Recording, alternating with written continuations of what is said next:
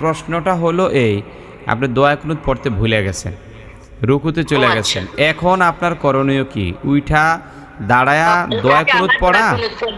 তখনও দোয়া কুনুত পড়ি, অনেক সময় যদি ভুলে যাই আবার তখন উঠে আবার দোয়া কুনুত পড়ি, তারপর সিজদাতে যাই, তারপরে সাজদাতে যান। আর বাকিরা কিভাবে পড়েন? পরবর্তীতে পড়ি, পড়ে ডান দিকে সালাম ফিরাই একবার, ফিরাই আবার সিজদা করি। বুঝছি। আচ্ছা শোনেন, তাইলে আপনাদের নামাজ এতদিন ভুল হয়েছে। শোনেন, উত্তর শোনেন। মানে তাশাহুদ পড়ছেন, এরপরে একটা সালাম ফিরাবেন ডান দিকে একবার সালাম ফিরিয়া পরপর 2টা সাজদা দিবেন, এরপর তাশাহুদ, দুরূদ শরীফ, দোয়া মাসুরা, সালাম। আলহামদুলিল্লাহ, আমরা গত ক্লাসে নামাজের ভিতরে যে 6টি ফরজ, এই 6টি ফরজ নিয়ে আলোচনা করেছি এবং এর আগের ক্লাসগুলোতে আমরা নামাজের বাহিরের যে ফরজগুলো আছে ওগুলো নিয়েও কথা বলেছি। তো নামাজের ভিতরে এবং বাহিরে সব মিলিয়ে 13টি ফরজ নিয়ে আমরা যতটুকু সম্ভব ব্যাখ্যা সহকারে শোনার চেষ্টা করেছি আলহামদুলিল্লাহ। তো আজকে আমরা অতীব জরুরি গুরুত্বপূর্ণ, যেটা না জানলেই নয়, এরকম একটা বিষয় শিখব, আর সেটার নাম হলো নামাজের মধ্যে ওয়াজিব। পূর্বের ক্লাসগুলোতে আমরা এই বিষয়ে আলোচনা করেছিলাম যে নামাজের মধ্যে যদি ফরজ ছুটে যায় তাহলে নতুন করে নামাজ পড়তে হয়, আর নামাজের মধ্যে যদি ওয়াজিব ছুটে যায় তখন কি করতে হয়? কে পারবেন? সাহু সিজদা দিতে হবে হুজুর। হ্যাঁ, নামাজের মধ্যে ওয়াজিব ছুটে গেলে সাহু সেজদা দিতে হবে। কেউ যদি ওয়াজিব ছুটার পরেও সাহু সেজদা না দেয় তাহলে তার নামাজ নষ্ট হয়ে যাবে, আর নতুন করে নামাজ আবার পড়তে হবে। তাহলে চলুন, আমরা যদি সাহু সেজদাগুলো না জানি,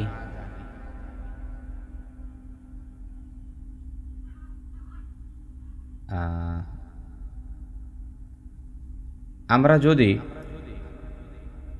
নামাজের ওয়াজিবগুলো না জানি তাহলে কিন্তু সাহু সেজদা দিতে হবে কি হবে না সেটা বুঝতে পারবো না। এর জন্য নামাজের 14টি ওয়াজিব প্রথমে আমাদের জানা থাকতে হবে। যদি নামাজের 14টি ওয়াজিব জানা থাকে তাহলে আপনি বুঝতে পারবেন এখানে কি সাহু সেজদা লাগবে কি লাগবে না। তাহলে চলুন আমরা শুরু করি। সকলের সামনে খাতা কলম রেডি থাকতে হবে, কারণ এগুলো গুরুত্বপূর্ণ, লেখা রাখতে হবে, নতুবা মনে থাকবে না। নামাজের 1 নম্বর ওয়াজিব হইল নামাজের মধ্যে আলহামদু সূরা পাঠ করা। লেখা রাখেন,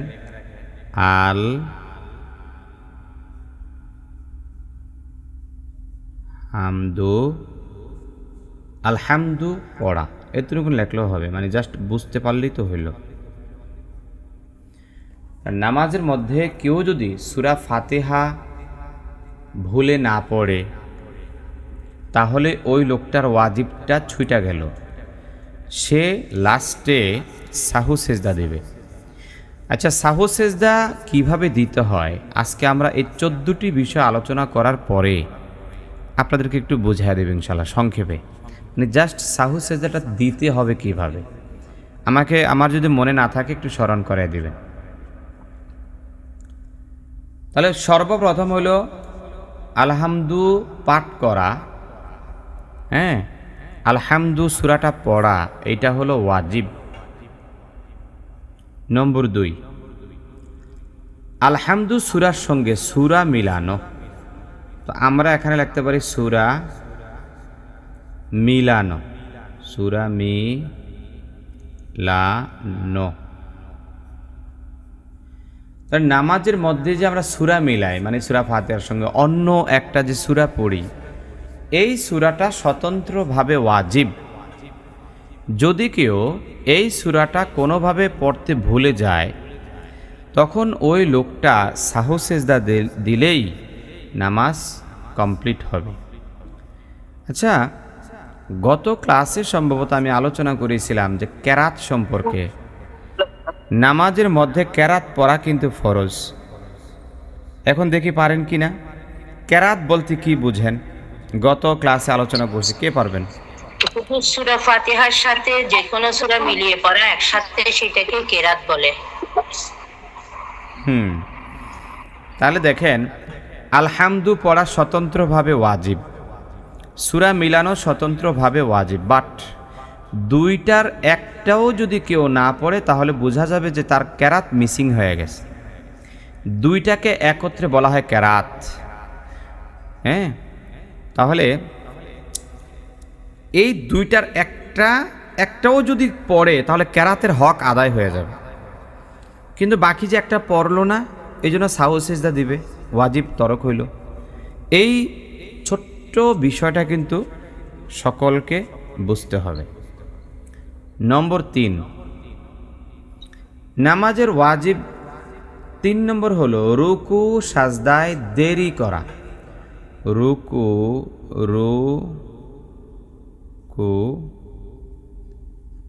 সেজদায়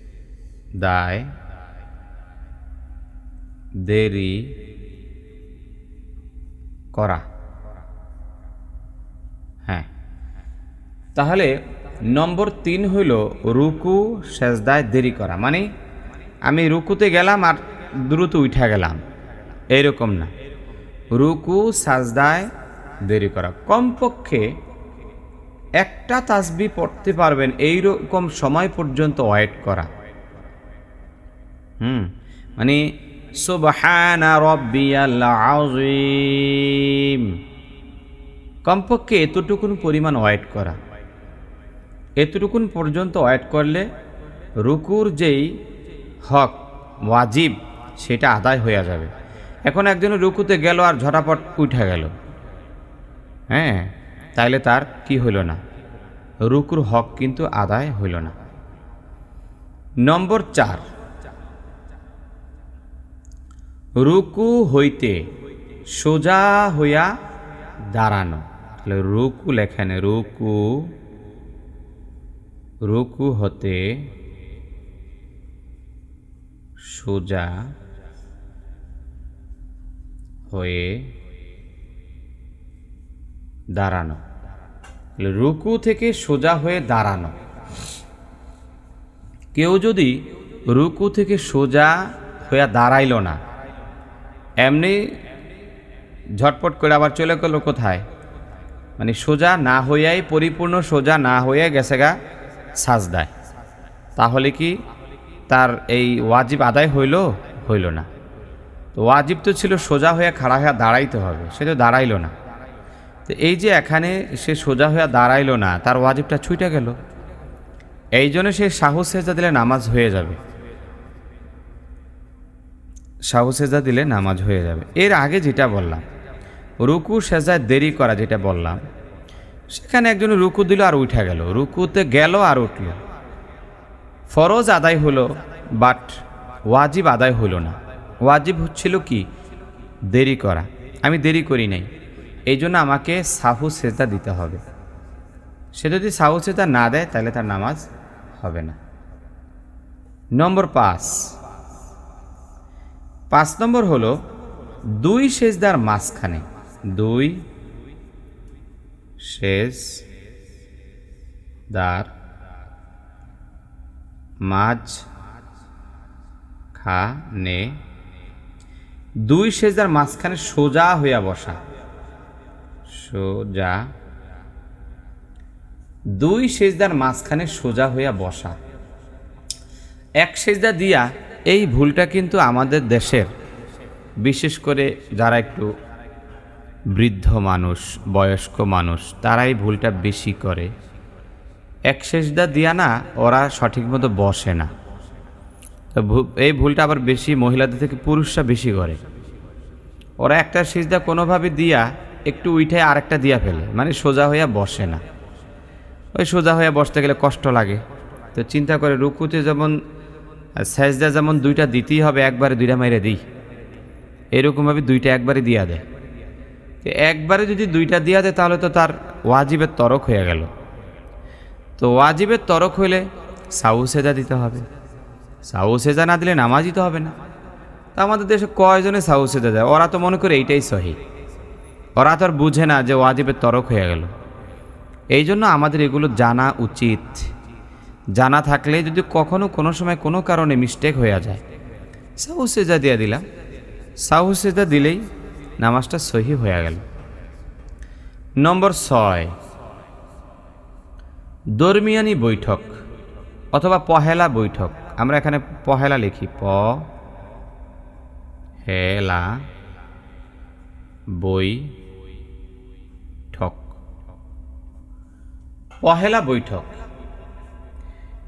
পহেলা বৈঠকের প্রশ্নটা তখনই আসবে যখন নামাজ হবে হয় 3 রাকাত অথবা 4 রাকাত। 3 রাকাত অথবা 4 রাকাত বিশিষ্ট নামাজ ছাড়া পহেলা বৈঠক কিন্তু কখনো আসে না। আচ্ছা বলেন তো, 2 রাকাত বিশিষ্ট নামাজের কি পহেলা বৈঠক আছে? না হুজুর, তো ওইটা তো 2 রাকাত, 2 রাকাতের পরে তো এমনি শেষ বৈঠক হইয়া যায়, তো ওইটা তার পহেলা হইল না। তাহলে পহেলা বৈঠকটা তখনই হবে যখন নামাজ হবে হয় 4 রাকাত নতুবা হবে 3 রাকাত। যেমন মাগরিবের নামাজ 2টা বৈঠক হয়, জোহরের নামাজ, আসরের নামাজ, এশার নামাজ, এগুলোতে 2টা বৈঠক হয়। আবার যে সকল সুন্নতগুলো 4 রাকাত আছে ওগুলোতে 2টা বৈঠক হয়, ভিতির নামাজে 2টা বৈঠক হয়। হ্যাঁ, তো তো পহেলা বৈঠক মানেটা কি? মানে প্রথম যে বৈঠকটা পালন করা হয়। তো পহেলা বৈঠকে সবসময় মনে রাখবেন নামাজ 3 রাকাত হোক 4 রাকাত হোক যাই হোক, হ্যাঁ, পহেলা বৈঠক বলতে এইটাই বুঝি যে সেখানে শুধুমাত্র তাশাহুদ পাঠ করা লাগবে, তাশাহুদ পাঠ করে দাঁড়ায়া যাবে, এটা হলো পহেলা বৈঠক। তাহলে এই যে পহেলা বৈঠক, কোনো একজন মনে করেন যে ভুলে দাঁড়ায়া গেল, সে 2 রাকাত নামাজ পড়ে তো বসার কথা ছিল, এখন সে ভুলে দাঁড়ায়া গেছে। সে যদি ভুলে দাঁড়ায়া যায় তাহলে তার করণীয় কি? কে বলতে পারবেন?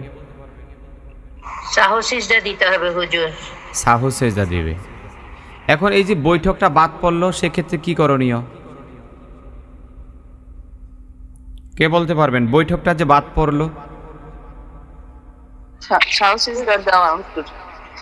সিজদা দিলে হবে না নাকি আবার বসতে হবে? হ্যাঁ শোনেন যে হুজুর, সাহু সেজদাটা দিলাম কেন? এটা হলো জরিমানা। আমি একটা ভুল করছি, জরিমানা দিলাম। হ্যাঁ, তো ভুলটা কি ছিল? একটা বৈঠক বাদ গেছে, পহেলা বৈঠকটা বাদ গেল। এই কিন্তু এখানে একটু মাসালা আবার বইলা দিই, যদি না বলি তাহলে তো বুঝতে পারবেন না। একজন মানুষ ভুলে উঠতে শুরু করছে, এখনো উঠে নাই। কি বলছি বলেন তো? একজন মানুষ উঠতে করছে, ভুলে উঠে নাই, মানে সে বসার কথা ছিল, ভুলে এখন দাঁড়ায় যাচ্ছে, এখনো দাঁড়ায় নাই। যদি দাঁড়ানোর পরিমাণ বেশি হইয়া যায় তখন দাঁড়ায় যাবে, যদি বসার পরিমাণটা বেশি থাকে তাহলে আর দাঁড়াইবে না, বসে যাবে। খুব ভেরি ভেরি ইম্পর্ট্যান্ট একটা মাসালা, এটা অনেকেই জানে না। যদি সে দেখে যে আমি দাঁড়ায়াই গেছি বেশি, তাহলে আর বসবে না, দাঁড়ায়াই যাবে। আর যদি দেখে মাত্র উঠা শুরু করছে, হঠাৎই মনে পড়ে গেছে আমি তো বসবো, তাহলে আর দাঁড়াইবে না, সে বইসা যাবে। সেক্ষেত্রে তাকে সাহু সেজদা দিতে হবে, নয়াকার না। আমি কি বিষয়টা বুঝাইতে পারলাম? জি হুজুর, বুঝছি এখন, শুকর আলহামদুলিল্লাহ। আচ্ছা, দেখি আমাকে কে বুঝাইতে পারেন একজন? সাইয়েদা বলেন তো, সাইয়েদা, মাইক্রোফোন। ওই যে ওই যে ঘুমাইতেছে। হ্যাঁ, সাদিয়া কোন তো? সাদিয়া, আসসালামু আলাইকুম। আমি কি বলছি আমাকে বুঝায় বলেন তো। বলছি ওই দরমিয়ানি বৈঠক ওখানে বসতে যদি ভুলে যাই, যদি মানে ওঠা অবস্থায় আর কি পুরাপুরি উঠে না যায়, মানে বসা অবস্থায় থাকলে মানে ওটা আদায় করতে পারবে। আর যদি ধারানো বেশিরভাগ ধারে যায় তাহলে দাঁড়িয়ে যাবে।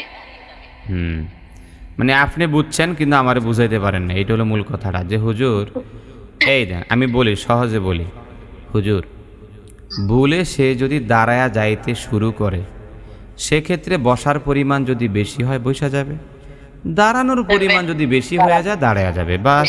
দাঁড়িয়ে যাবে। মানে এক কথায় জবাব শেষ। তাহলে জি, মাইক্রোফোন অফ করেন। এখন আসেন নম্বর 7। নম্বর কত? 7। 7 নম্বর হলো প্রথম ও দ্বিতীয় বৈঠকে আত্তাহিয়াতু পড়া। প্রথম এবং দ্বিতীয় বৈঠকে তাশাহুদ, তাশাহুদ,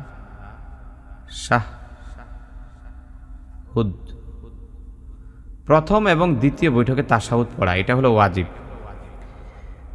হ্যাঁ, তাশাহুদ পড়াটা কি ওয়াজিব। তাশাহুদ যদি ছুইটা যায়, ওই যে বললাম, গত ক্লাসে বলছিলাম, সাহু সেজা দিবে। তাশাহুদ ছুটে গেলে সাহু সেজা দিবে, এটা হলো ওয়াজিব, এটা বাদ দেয়া যাবে না। এখন আসেন নম্বর 8। 8 নম্বর হলো, এটা হলো ইমামের জন্য। 8 নম্বরটা কার জন্য? ইমামের জন্য। হ্যাঁ, ইমাম কিছু কিছু ক্ষেত্রে কেরাত জোরে পড়ে। হ্যাঁ, কি পড়ে? কিরাত জোরে জোরে বা কেরাত জোরে বা আস্তে, এটা ইমামের জন্য। কিরাত জোরে বা আস্তে। কিছু কিছু নামাজে ইমাম সাহেবরা কেরাত পড়ে জোরে জোরে, কিন্তু মহিলারা সব সময় কেরাত পড়বে আস্তে আস্তে। ঘরে হোক, মসজিদে হোক, যেখানে হোক সেখানে হোক, মহিলারা কেরাত পড়বে আস্তে আস্তে, আর পুরুষরা কেরাত পড়বে জোরে জোরে। যেই সকল নামাজে জোরে জোরে বিধান, যেমন মনে করেন যে ফজরের নামাজে জোরে কেরাত পড়া, তারপরে মাগরিবের নামাজে জোরে কেরাত পড়া, তারপরে এশার নামাজে জোরে কেরাত পড়া, পুরুষরা জোরে পড়বে কিন্তু মহিলারা আস্তে আস্তে পড়বে। তো জামাতের ক্ষেত্রে ইমাম পড়বে, পুরুষরা তো চুপ থাকবে, তখন সকল মুসল্লি চুপ থাকবে, ইমাম সাহেব পড়বেন আর সবাই শুনবেন। আর ঘরে যদি কেউ নামাজ পড়ে, বিশেষ করে পুরুষরা, ওরা চাইলে এই 3 নামাজ, ফজর, মাগরিব, এশা, এই 3 নামাজের কেরাত একা একাও জোরে পড়তে পারবে। সে যদি চায় যে আমি জোরে জোরে কেরাতটা পড়ব, হ্যাঁ, ঘরে জোরে পড়তে পারবে, এতে নামাজ সহি হবে, নামাজের কোনো ক্ষতি হবে না। তাহলে ইমাম সাহেব যদি কখনো কোনো সময় জোরের জায়গায় আস্তে, আস্তের জায়গায় জোরে, জোরের জায়গায় আস্তে, আস্তের জায়গায় জোরে কেরাত পড়ে, তাহলে সাহু সেজদা লাজেম হবে। তাহলে কি দিতে হবে বলেন না সবাই? সাহু সেজদা লাজেম হবে, সাহু সেজদা দিতে হবে, নতুবা কিন্তু তার নামাজ হবে না। নম্বর 9, ভিতির নামাজে দোয়ায় কুনুত পড়া। হ্যাঁ, আছে না নাই দোয়ায় কুনুত? তাহলে লেখেন 9 নম্বরে লেখেন দোয়ায়ে কুনুত। দোয়ায়ে কুনুত। তাহলে 9 নম্বর অপশন কি? দোয়ায়ে কুনুত পাঠ করা। দোয়ায়ে কুনুত আমরা জানি, আল্লাহুম্মা ইন্না নাস্তাঈনুকা ওয়া নাস্তাগফিরুকা ওয়া নু'মিনু বিকা। হ্যাঁ, দোয়ায়ে কুনুত আপনাদেরকে পড়াই ফেলছে। তো দোয়ায়ে কুনুত এইটা পাঠ করা ওয়াজিব। এই কার মাইক্রোফোনটা অন? এই ফুলবাড়িয়া, ঢুইকা সবসময় মাইক্রোফোন অফ থাকবে, এটা হলো প্রথম। এরপরে যত কথাবার্তা পরে হবে, ঢুইকাই মাইক্রোফোন বন্ধ। এখন কোনো একজন ব্যক্তি দোয়ায় কুনুত পড়তে ভুলে গেছে, তৃতীয় রাকাতে দোয়ায় কুনুত পড়তে হয়, তৃতীয় রাকাতে কি করি? আল্লাহু আকবার বইলা, মানে এটাকে বলা হয় আমরা উল্টা তাকবীর বলি। আসলে তো তাকবীর তো কখনো উল্টা হয় না, মানে এটা প্রচলন হয়ে গেছে আর কি, যে প্রথমে আমরা কি করি, সূরা ফাতিহা পড়ি, এরপর অন্য একটা কেরাত পড়ি, তৃতীয় রাকাতের কথা বলছি আর কি। এরপর আমরা কি করি, উল্টা তাকবীর দেই। হ্যাঁ, উল্টা তাকবীর বলি আর কি। মূলত এটার নাম কিন্তু উল্টা তাকবীর না, এটা জাস্ট তাকবীর দেওয়া আর কি। তাকবীর তাকবীর তার উল্টা হয় না কখনো। আচ্ছা, তাকবীর দিলাম, তাকবীর দিয়া এরপরে আমাদের কাজ হইল দোয়ায় কুনুত পাঠ করা। তো অনেক সময় হয় কি, ভিত্তির নামাজে কিন্তু ভুল করলে এই জায়গাটাই করে, মানে ওই যে সূরা একটা পড়ছে, মানে সূরা ফাতিহার সঙ্গে অন্য একটা সূরা পড়া ও মনে করে যে আমার এখন রুকুতে যাওয়ার সময়, এখানে যে মাঝখানে দোয়ায় কুনুত পড়া লাগে তৃতীয় রাকাতে তাকবীর দিতে হয়, এইটা অনেকে ভুলে যায়, মানে ভুলটা এখানেই হয়। তো সে মনে করেন যে দোয়ায় কুনুত পড়লো না, ডাইরেক্ট চলে গেল রুকুতে। এখন বলেন তো কি করবেন, মানে কি করণীয়? দোয়ায় কুনুতটা তো বাদ পড়বে নাকি সে পইরা তারপরে রুকুতে যাবে, কোনটা কে পারবেন? আমি করি কি, দোয়া কুনুত পড়ে মানে তাকবীর দিয়ে দোয়া কুনুত পড়ি, পড়ে তারপর রুকুতে যাই। না, প্রশ্নটা হলো এই, আপনি দোয়া কুনুত পড়তে ভুলে গেছেন, রুকুতে চলে গেছেন, এখন আপনার করণীয় কি? উইঠা দাঁড়ায়া দোয়া কুনুত পড়া? তখন দোয়া কুনুত পড়ি, অনেক সময় যদি ভুলে যাই আবার তখন উঠে আবার দোয়া কুনুত পড়ি, তারপর সিজদাতে যাই, তারপর সিজদাতে যান। আর বাকিরা কিভাবে পড়েন?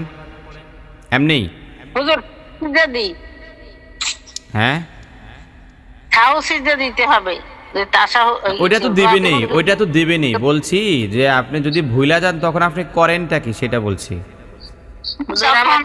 আবার পরবর্তীতে পড়ি, পড়ে ডান দিকে সালাম ফিরাই একবার, ফিরাই আবার সিজদা করি। বুঝছি। আচ্ছা শোনেন, তাইলে আপনাদের নামাজ এতদিন ভুল হয়েছে। শোনেন, উত্তর শোনেন। দোয়ায় কুনুত যদি আপনি পড়তে ভুলা যান, চলে গেছেন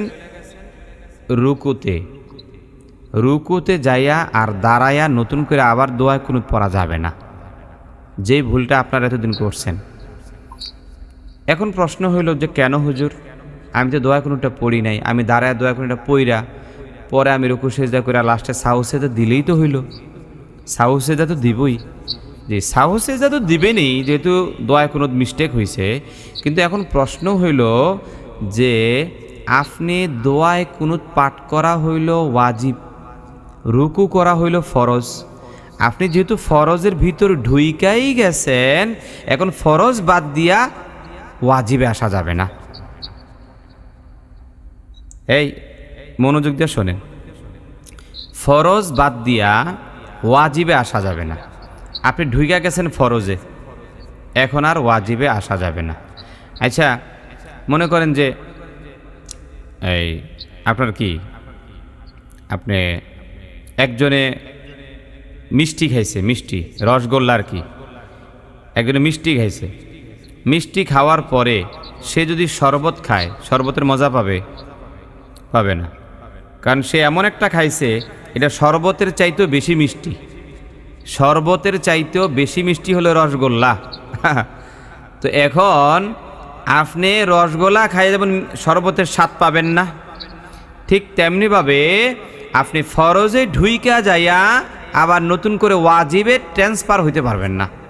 আমি মনে হয় কথাটা বুঝাইতে পারিনি আপনাদেরকে। বুঝছি হুজুর, এখন হঠাৎ এটাই এরকম হয়, হঠাৎ করে, সবসময় না, হঠাৎ করে। আচ্ছা, তাইলে এই কাজটা এখন থেকে স্টপ করে দিতে হবে, করা যাবে না। এখন প্রশ্ন হলো আপনাদের একটা প্রশ্ন যে হুজুর, তাহলে দোয়ায় কুনুতটা তো টোটালি মিস্টেক হয়ে গেল, পড়াই তো হইল না। দোয়ায় কুনুত যেহেতু পড়াই হয় নাই, এই জন্যই তো আমরা সাহু সিজদা দিব, জরিমানা, নামাজ সহি হবে, কিন্তু নতুন করে দাঁড়ায় পড়ার দরকার নেই। আচ্ছা, এখানে আরেকটু কথা আমি বইলা রাখি, সেটা হলো যে মনে করেন যে আপনার হাত বাঁধা ছিল, এখন আল্লাহু আকবার বলে রুকুতে যাওয়া শুরু করছিলেন কিন্তু এখনো যান নাই, রুকুতে যাওয়া শুরু করছিলেন, হাতও ছেড়ে দিছেন, রুকুতে যাওয়া শুরু করছিলেন বাট এখনো রুকুতে যান নাই, তাহলে কিন্তু আবার হাত বাইদা দোয়া কুনুত পড়বেন। কারণ এখনও আপনি ফরজে ঢুকেন নাই, ঢুকলে আর আসা যাইতো না। এবার কি বুঝতে পারছেন বিষয়টা সবাই? জি হুজুর, আলহামদুলিল্লাহ হুজুর, এতদিন ঠিক বুঝি নাই, এখন বুঝতে পারছি, আলহামদুলিল্লাহ। নম্বর 10 নম্বর হলো 2 ঈদের নামাজে 6 তাকবীর বলা। তাহলে 6 তাকবীর, তাকবীর 6 তাকবীর বলা, 2 ঈদের নামাজে 6 তাকবীর বলা। আচ্ছা, তো ঈদের নামাজ তো আর আপনারা পড়েন না, মহিলারা অনেক জায়গায় পড়ে, যেখানে পড়ে সেখানে যাবেন, যেখানে ব্যবস্থা নাই যাবেন না। 11 নম্বর হলো ফরজ নামাজের প্রথম 2 রাকাতকে কেরাতের জন্য নির্ধারণ করা। তাহলে প্রথম, এটা হলো জাস্ট ফরজ নামাজের জন্য, ফরজ নামাজের জন্য, নামাজের জন্য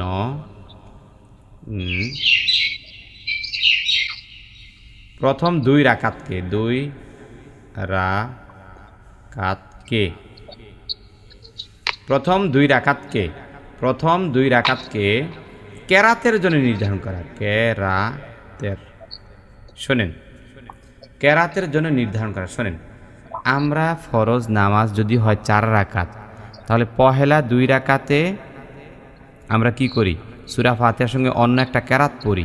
কিন্তু তৃতীয় এবং চতুর্থ রাকাতে কি সূরা ফাতিহার সঙ্গে অন্য কিছু পড়ি না। প্রথম 2 রাকাতে সূরা মিলাই, কিন্তু পরের 2 রাকাতে তো সূরা আর মিলাই না আমরা। তো এইটাই বলা হইলো যে এই যে প্রথম 2 রাকাতে যে সূরা মিলান, এটা হলো ওয়াজিব। এখানে যদি কেউ মিস্টেক করে তাহলে তাকে সাউজা দিতে হবে। এই চলেন 12 নম্বর পয়েন্ট, প্রত্যেক রাকাতের ফরজগুলোর তরতিব ঠিক রাখা। ফরজের তরতিব ঠিক রাখা ওয়াজিব। তাই আমরা লিখতে পারি ফরজের তরতিব ঠিক রাখা। আচ্ছা, এখন আপনাদের একটা প্রশ্ন কিন্তু আছে। প্রশ্নটা কি বলেন তো দেখি, পারেন কিনা? একটা প্রশ্ন আপনাদের মনে ঘোরাঘুরি করার কথা। হুজুর, আপনি যে বললেন ফরজ নামাজের তরতিব ঠিক রাখা, তরতিব কি এটাই তো বুঝি না। প্রশ্ন হয় না? জি হুজুর, তরতিব কি এটা তো মনে মনে। তরতিবটা কি? তরতিব হলো ধারাবাহিকতা। তরতিব কি? ধারাবাহিকতা। যেমন মনে করেন আপনি যদি খাবার খেতে বসেন, প্রথমে কি করেন? প্লেট নিতে হয়, তারপরে হাত ধৌত করতে হয়, তারপরে ভাত নিতে হয়, তারপরে তরকারি নিতে হয়, তারপরে লবণ নিতে হয়। এই যে একটা ধারাবাহিকতা আছে, লাস্টে হাত ধৌত করতে হয়, এরপরে টিস্যু অথবা গামছা দিয়ে হাত মুছতে হয়। জাস্ট একটা ধারাবাহিকতা। এখন মনে করেন ভাত খাইতে বৈশা কেউ যদি আগে টিস্যু দিয়ে হাত মুছছে তাইলে হইল। এখন ভাত খাইতে বৈশা আগে ভাত আনছে, প্লেটও আনার খবর নাই, পানি আনার খবর নাই, লবণ আনার খবর নাই, তাইলে হইল। তো জাস্ট এইরকম আমরা নামাজের মধ্যে তরতিব ঠিক রাখা, সিরিয়াল মেনটেন করা। এখন মনে করেন তরতিব কি? তরতিব হলো আগে রুকু দেওয়া, পরে সেজদা দেওয়া। এখন আগে সেজদা দিছে, পরে রুকু দিছে, হইব? তো এই আর কি, মানে তরতিব যাতে নষ্ট না হইয়া যায়, আগেরটা পরে, পরেরটা আগে, এইরকম যাতে না হয়। এইরকম হইলে কিন্তু সাহু সেজদা লাজেম হইয়া যাবে, সিরিয়াল যদি ভঙ্গ হয়। এইবার আসেন নম্বর 13। হুজুর, একটা কথা বলি মাঝে, যে 4 রাকাত ফরজ নামাজে 2 রাকাতে তো কেরাত পড়া হলো, তৃতীয় রাকাতে যে যদি ভুলে কেরাত পড়ে আর কার সুরা পড়ে, তাহলে কি করতে হবে? সাহু সেজদা দিতে হবে, সাহু সেজদা দিতে হবে। ভুলে যেহেতু পড়ছে সেখানে, এই জন্য সাহু সেজদা দিতে হবে, সেটাও ওয়াজিবের তরফ হয়েছে। কি যদি পড়ে ফেলাই তার নামাজ ছেড়ে আবার আরম্ভ করি? না না, সাহু সেজদা দিলেই হবে, সমস্যা নেই, নামাজ হয়ে যাবে। নামাজ নতুন করে পড়বেন শুধুমাত্র যখন ফরজ তরক হবে তখন, এই ছাড়া দরকার নেই। এই ছাড়া সাহু সেজদা দিলে নামাজ হবে। আবার কিছু কিছু ক্ষেত্রে তো আছে সাহু সেজদাও লাগে না, সামনে আসবে আমাদের, এই ওয়াজিবের পরে আসবে এগুলো। হ্যাঁ হুজুর, একটা প্রশ্ন আছে। হ্যাঁ, অনেক সময় ফরজ তরক হলো, আমি কি নামাজ ভেঙেই আবার শুরু করব, না পুরো নামাজ শেষ করে আবার শুরু করব? নামাজ ছেড়ে দিবেন, নামাজ ছেড়ে দিয়া, যেহেতু এটা নষ্টই হয়ে গেল, ফরজের তরক হয়ে গেছে, নামাজ বাতিল হয়ে গেছে, নামাজ ছেড়ে দিয়ে নতুন করে আবার পড়বেন। আচ্ছা। জি। নম্বর 13, প্রত্যেক রাকাতের ওয়াজিবগুলোরও তরতিব, ফরজেরও তরতিব ঠিক রাখলেন, এখন ওয়াজিবেরও তরতিব ঠিক রাখা লাগবে। ওয়াজিব, ওয়াজিব, ওয়াজিবের তরতিব ঠিক রাখা। তরতিব, মাইক্রোফোন অফ করে। তরতিব। হুজুর আমি একটু কথা বলবো, যাবো গা বাইরে। হ্যাঁ বলেন। আমি একটু বাইরে চলে যেতেছি হুজুর, ডাক্তারের কাছে যেতেছি। যান যান যান। আচ্ছা হুজুর, আসসালামু আলাইকুম। যাইতে চাইলে অনুমতি নিয়েন না, অনুমতি দরকার নেই। যার যাইতে মনে চায় আস্তে করে বের হয়ে যাবে, অনুমতি নিতে গেলে আবার কথা বলতে হয়, তাই না? যান, চলে যান। আচ্ছা। এরপরে 14 নম্বর হইল সালাম এর মাধ্যমে নামাজ শেষ করা। আমরা তো লাস্টে বলি আসসালামু আলাইকুম রাহমাতুল্লাহ, তাহলে সালামের মাধ্যমে নামাজ শেষ করা। 13 নম্বর কি জানি বললেন? ওয়াজিবের তরতিব ঠিক রাখা। ওয়াজিব, ফরজের যেমন সিরিয়াল মেনটেন রাখবেন, ঠিক ওয়াজিবের ক্ষেত্রেও সিরিয়ালটা মেনটেন করবেন যাতে উল্টাপাল্টা না হইয়া যায়। আর 14 নম্বর হলো সালামের মাধ্যমে নামাজ শেষ করা, এটাও ওয়াজিব। তাহলে এই যে 14টা বললাম, এই 14টা আমাদের একটু মনে রাখার দরকার। এগুলো যদি মনে রাখতে পারেন তাহলে নামাজে ওয়াজিব ছুটে গেলে আপনি কি সাহু সিজদা দিবেন, নামাজটা আপনার সহি হয়ে যাবে। সাহু সিজদা সম্পর্কে বলার জন্য আপনাকে মনে করাই দিতে বলছেন যে। ও জি, সাহু সিজদাটা কিভাবে দিবেন না? সাহু সিজদা দিতে হয় নামাজের একেবারেই শেষ বৈঠকে। বলেন তো কি বলছি, সাহু সিজদা কখন দিতে হয়? একেবারে শেষ বৈঠকে। নামাজ যদি হয় 2 রাকাত তাহলেও শেষ বৈঠকে সাহু সিজদা। নামাজ যদি হয় 3 রাকাত তাহলেও শেষ বৈঠকে সাহু সিজদা। নামাজ যদি হয় 4 রাকাত তাহলেও নামাজের শেষ বৈঠকেই সাহু সিজদা দিতে হবে। তাহলে সাহু সিজদাটা কখন দিব, ক্লিয়ার হয়েছে তো ইনশাল্লাহ? আচ্ছা, জি হুজুর। দ্বিতীয় নম্বর কথা হইল, অনেকে প্রশ্ন করেন যে হুজুর কোন নামাজে ভুল হলে সাহু সিজদা দেব?